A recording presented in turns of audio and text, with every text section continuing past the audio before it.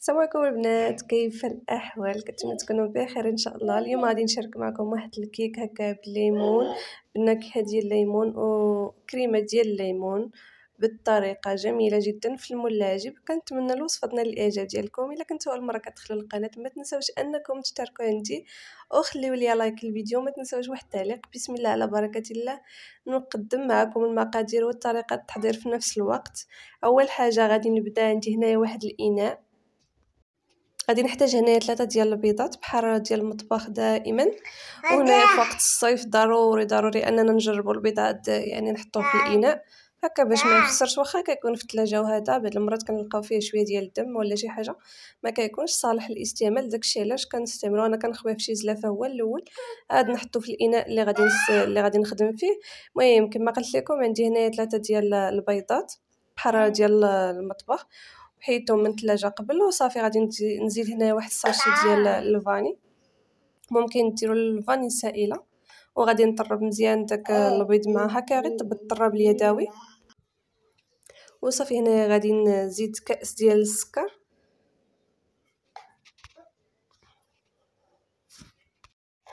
صافي. هنا كنخلط مزيان داك السنيده مع البيض هكا، كنخلطو مزيان هكا باش يذوب ليا داك السنيده. ومن بعد هنا غادي نزيد كاس ديال الزيت، لا بارد دائما بنفس الكاس باش عبرت في الاول. صافي كنخلط داك الزيت مزيان مع البيض والسكر، كنخلطو مزيان هكايا غير بالطراب اليدوي. ممكن تستعملوا الطراب الكهربائي، لكم الاختيار. صافي هنا غادي نزيد واحد الكاس ديال الحليب،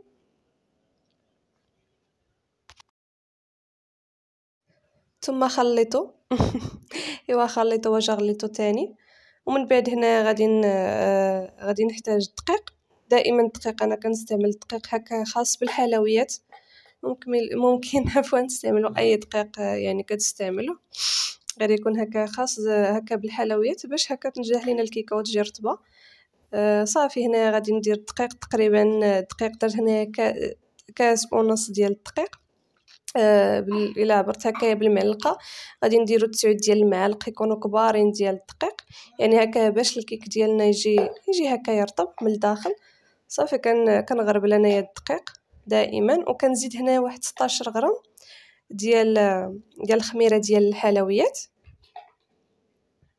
صافي هنا من بعد ما كنحط الخميره على الدقيق، صافي كنخلط مزيان داك الدقيق مزيان مع الخميره والعناصر الاخرين، كنخلطو مزيان هكا بالطراب هكا باش ما يبقاش ليا دوك الحبيبات ديال الدقيق في الكيك. وصافي كما كتشوفوا معايا هنايا ممكن تزيد واحد معلقه ديال الخل، انا غير واقيلا ما تصوراتش ليا راني درتها معلقه ديال الخل. وصافي هنا كما شفتوا راه درت هاد الملاعب كما قلت لكم في الاول ديال الفيديو، كندهنوا هكا بشويه ديال الزبده باش ما يتلصقش لينا ونرشوا بالدقيق. صافي كما كتشوفوا الخليط ديال الكيك راه كيكون بحال ما جاري، ولكن راه كيجي بحال ما هكا زوين، كيجي الكيك ديالنا رطب. صافي من بعد ما كنخويه في المول كندخلها هكايا الفران طيب. ومن بعد هنايا من بعد ما كتقرب الكيك ديالنا طيب، يعني كتبقى ليه تقريبا واحد 2 دقائق هكايا طيب، عاد نجيو كنصاوبوا الكريمه اللي غادي نديروا للوسط ديال الكيك. بالنسبه لانايا درت هنا نص اطرو ديال البرتقال الليمون. هنايا عصرت الليمون ودرته هنايا في هذا في الكاسرون، ودرت معاه 3 حتى 2 المعالق ديال السكر على حسب الذوق، وكندير مع 2 معالق كبارين ديال النشا. ممكن ديروا داك العصير هذا اللي كيتباع جاهز، ولكن من الاحسن ديروا الليمون عادي من الدار، راه كيجي زوين حسن. وصافي كنخلطو مزيان هكا على البارد.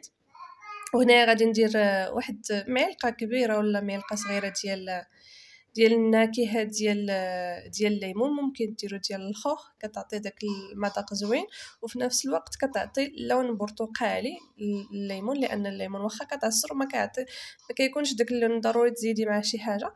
صافي كنديروا فوق النار هكا مع التحريك المستمر حتى كتعقد. بالنسبه للكيك حيدته من المول وصافي درتوها كما كتشوفوا معايا. الكريمه ديالنا راه صافي وجدات، كنخويها هكايا في الوسط ديال الكيك، وكنحركها هكايا باش تجيني مقاده.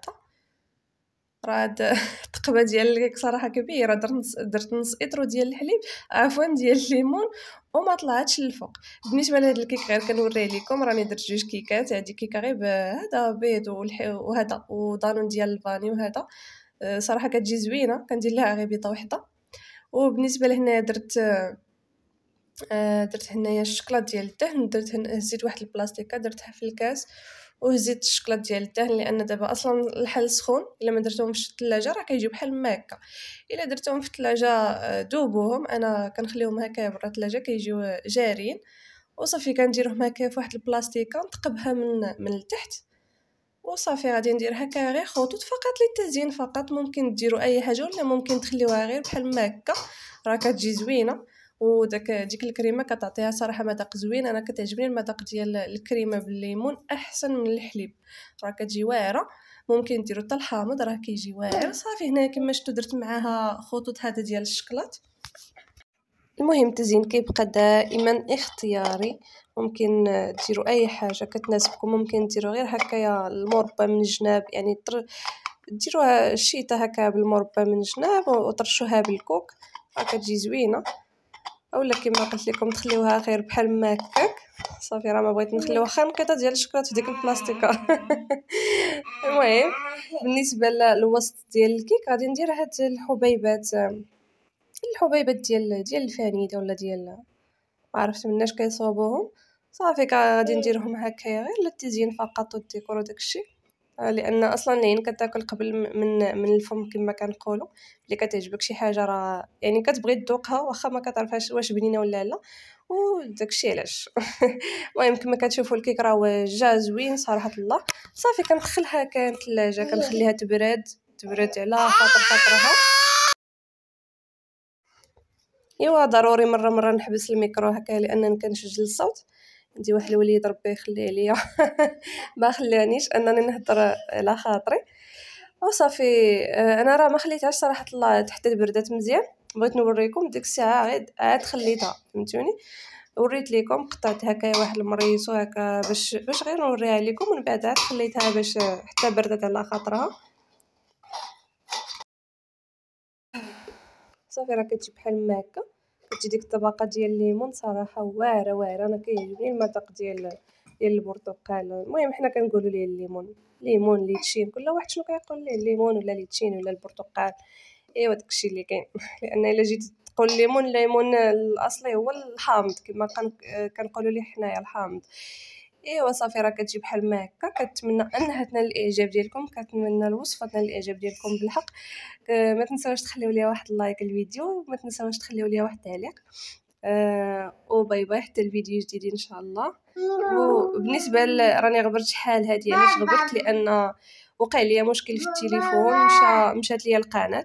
عاد عاودوا صيفطوا لي الكود تقريبا شي شهر ونص، عاد صيفطوا لي الكود. وتقريبا انا راني غبرت على القناه تقريبا شهرين ولا شهرين ونص هادي.